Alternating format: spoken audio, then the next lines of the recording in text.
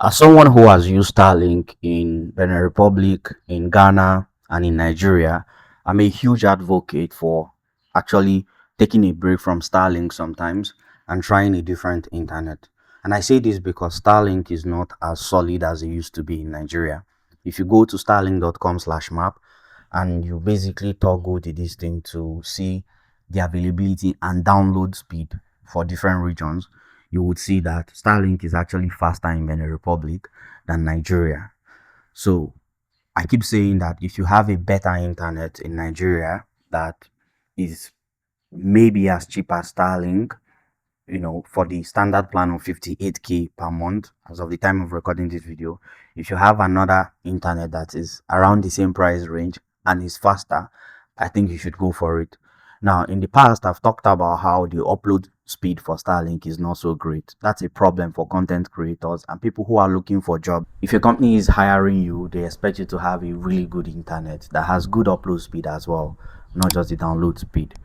So Starlink might not handle that. Starlink might not satisfy you in that area. You might want to check out a different internet. But when you finally decide on the internet you want to use, should you go ahead and cancel your Starlink subscription? If you're in Nigeria and watching this, my answer to that question would be no. Don't cancel your Starlink subscription. If you go on your dashboard, you log in, there's that cancel option there, right? I've talked about it in a different video. But the thing is, when you're about to cancel, they will already tell you that if you cancel your subscription right now, when you change your mind and want to reactivate your Starlink subscription, you might not be able to because your area might be congested. There are a lot of people using Starlink in a place like Lagos, Nigeria, and Abuja, Nigeria, for example.